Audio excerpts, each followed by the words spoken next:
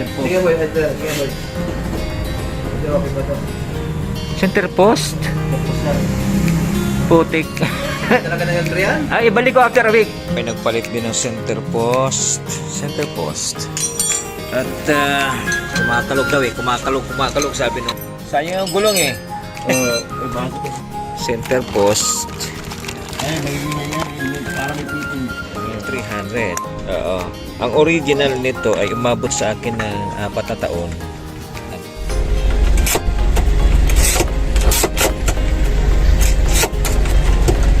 Putol ang kable. Handbrake. Bibili na din ho tayo ng kable. Matrabaho po pala magpalit ng kable ng preno ng handbrake. Oo, maraming tinatanggal, maraming binabaklas. Maintenance muna tayo na sasakyan. Kalbo na po ang ating gulong. Kailangan natin magpalit ng gulong. Hindi na pwedeng ilayo, no? Ha? Ano na talaga? Ito. Ito po yung iba, itong likod. So, sa ngayon,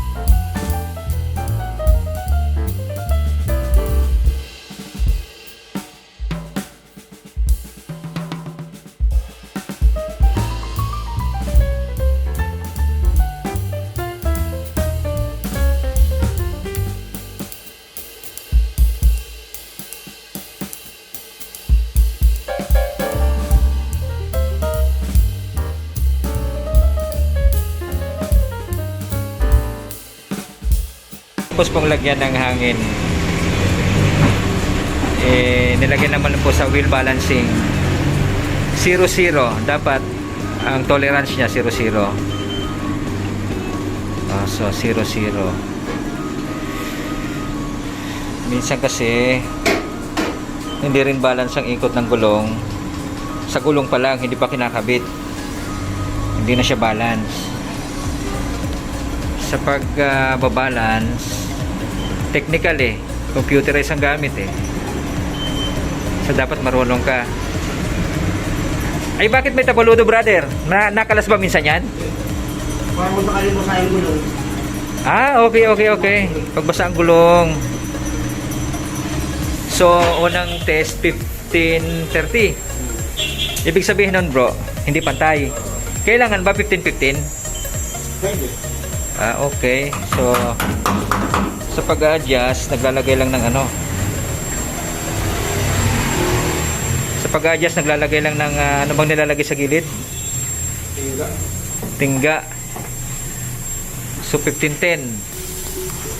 So, kaunting ano pa, tingga. Ito pala yung kanyang adjustment. Okay. So, ang gulong pala, bago ikabit sa mga sasakyan natin, kailangan i-balance muna. May mga settings adjustment din sa rim. So, sa ngayon 15 and 10 yung kanyang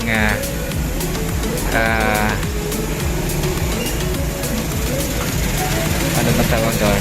Palit.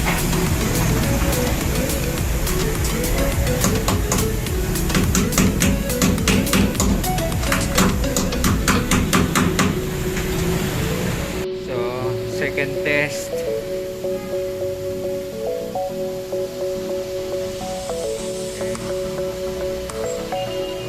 So, 15 pa rin. Brother, ano mangyayari ng gulong kapag hindi i-balance kapag kinabit sa sakyan? Ano mangyayari? Mabilis bang maano? Ano mangyayari sa gulong kapag hindi na i-balance ng ganyan? May wiggle. Ayan, nag-0-0 na siya. So, next. Ano bale? Yung technical kasi sa akin ng mga sasakyan. Second na gulong naman po. Nagkakaroon pala ng wiggle ang gulong kapag hindi nababalance ng tama. So 0-0, nag-start siya ng 0-0.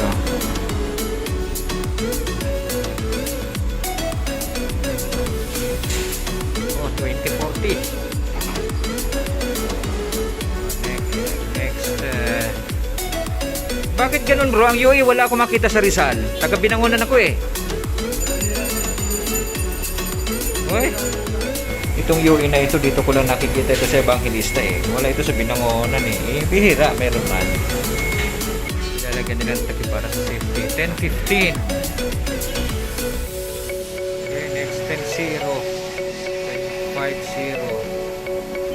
Konti na lang.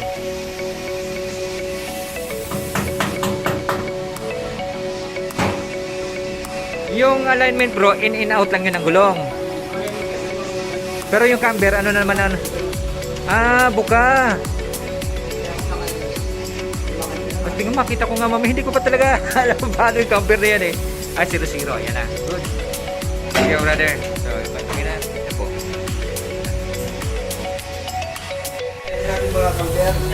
Ay, ganon. Malakas ang ano? Malakas? Talaga? Nako. Nako, putik. Anong kailangan palitan nyo? Center post lang. Sige boy, sige boy. Center post? Putik. Ibalik ko after a week. Sige. So, hindi siya maa-align kasi nga may kalugang center post.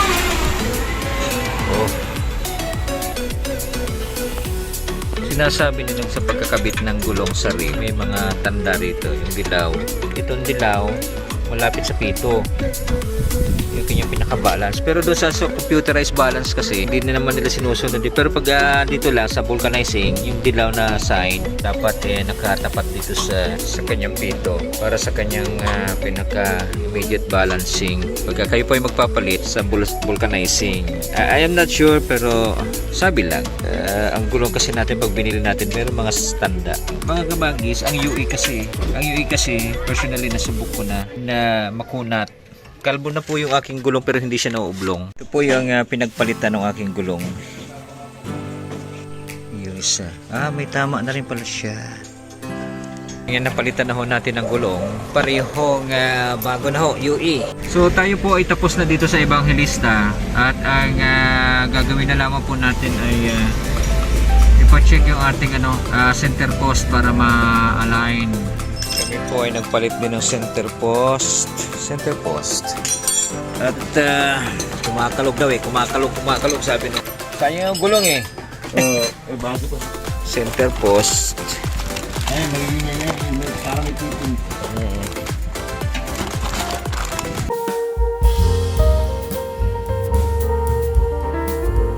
Swear I won't forget this. Why do I regret this? In my mind reckless, thoughts are feeling endless. Sitting up, I'm breathless, anxiety's infectious. I feel so defenseless. defenseless, betrayed and embarrassed. I hate being open, I hate being broken. I feel like an ocean filled up with emotion. Anger ain't a potion, rub it on like lotion. I can feel it soaking, reopen, the scars have awoken. I can't move on till I let go. I feel so lost, never at home. Need to be strong, every breath hold. Cause I can't move on till I let go. I can't move on till I let go. I feel so lost, never at home. Need to be strong, every breath hold. Cause I can't move on till I let go.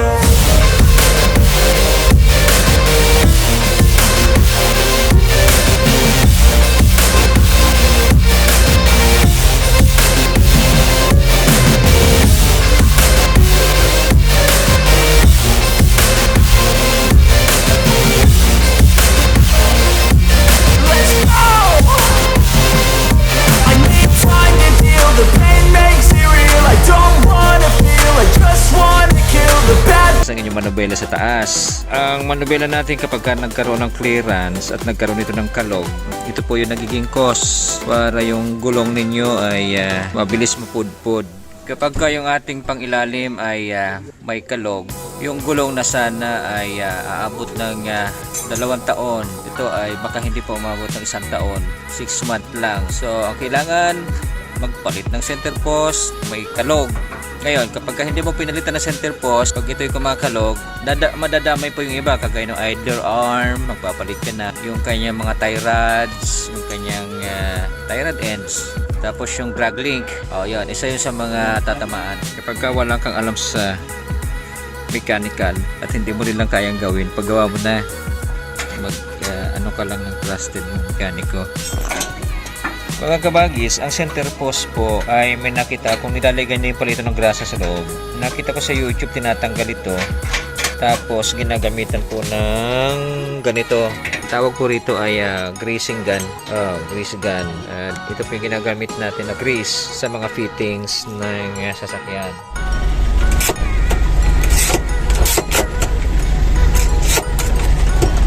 Putol ang kable. Putulan ako ng kable ng handbrake. So naputol siya, wala ng handbrake.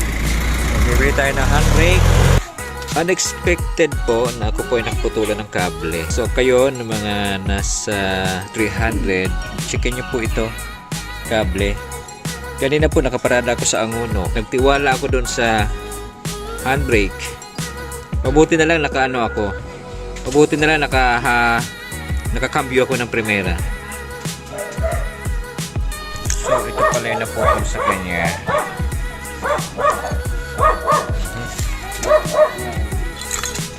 Mahaba din pala ito, no? Dahil naputulan po ako ng kable sa handbrake, bumili na rin ho tayo ng kable. Napuputol pala yon. Bakit kaya naputol yon? Oh, ito siya. Putol. Ganon. Original do, di ba? Kaya magandang klase ako.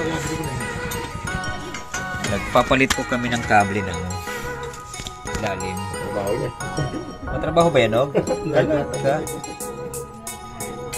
First time na magpapalit ng kable. Hindi naman kasi masira po ito. Hindi natin ang masira lang. Kung ako pala inabot niya sa kabundukan, paano na lang? Magkasama ka di ka kalso. Sa kabundukan kasi, Nog, lalo na pag natatraffic, gamit na gamit yan.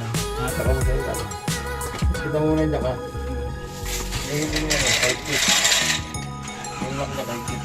Matrabaho po pala magpalit ng kable ng preno ng handbrake. Oo, maraming tinatanggal, maraming binabaklas sa ilalim. Yung kani ko na napakalaki ng katawan, nagkasya sa ilalim. Pero kailangan ho natin gawin ito.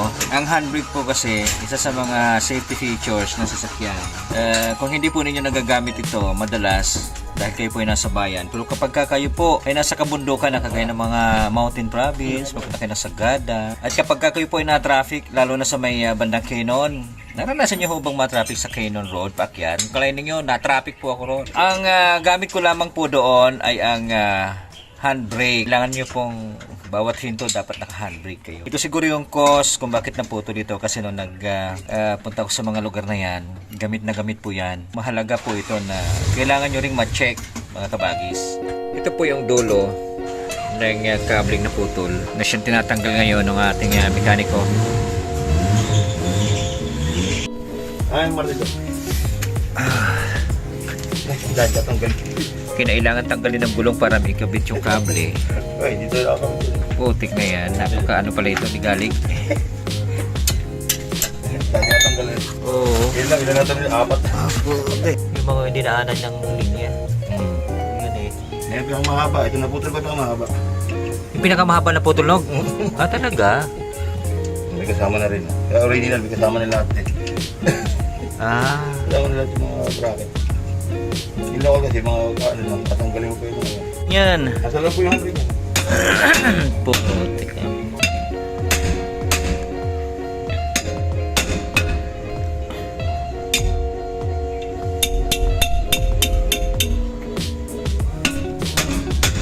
Yun.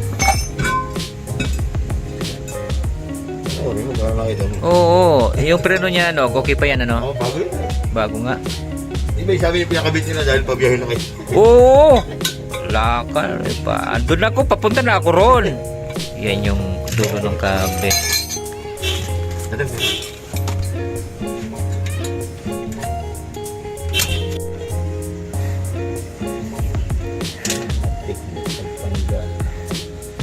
Mahirap din pong tanggalin ng kanyang kable pagka nasa, pero dahil mekaniko siya, may mga technique siyang ginagawa. Lang siya tinalian, tsaka siya natanggal. Hindi kasi po ito, nakabuka. Ah, okay. Rito. Kailangan tumikom ito. Kaya ino na walang brake. Pag tumikom niya, ilay mo. Ah, okay.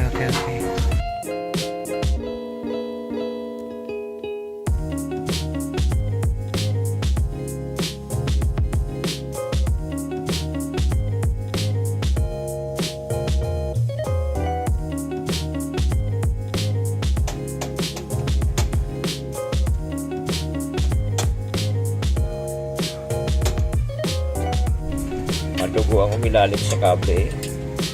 Weh. So okay na, naikabit na doon sa gulong yung isang dulo ng kable. Mga kabagis, ito po yung kable ng handbrake natin. Ganyan mo siya kahaba. So naputol po siya. Yan. So, napuputol din pala yan mga kabagis. Used handbrake cables. Pinalitan ngayon. Junk. At gulong. Yan. So, sa wakas natapos din yung ating maintenance. May bago silang promo ng battery. Power Last. Motolite din naman daw yan. Power Last is 5,000 yata, 5,500. Yung gold naman is 8. Kasi ganun eh. 6,500 naman itong ano. Wow. Yan yung warranty, brother. 6 months. Yan eh, nakabili na ako ng battery para sa ating sasakyan. Motolite. Enduro pa rin. Bili na rin tayo ng battery. Enduro lamang po binili natin, Enduro na 3SM na battery Motolite. 6,500 po yung ating nabili. Dito naman sa Wheeler House Auto Cares Inc. Bumili tayo ng 2 gulong. Ang balancing pala nila may bayad, ano, bawat isang balance ng gulong 100 ang bayad pala, no? Dati wala eh. Well, yan ang ating mga nagawa ngayon.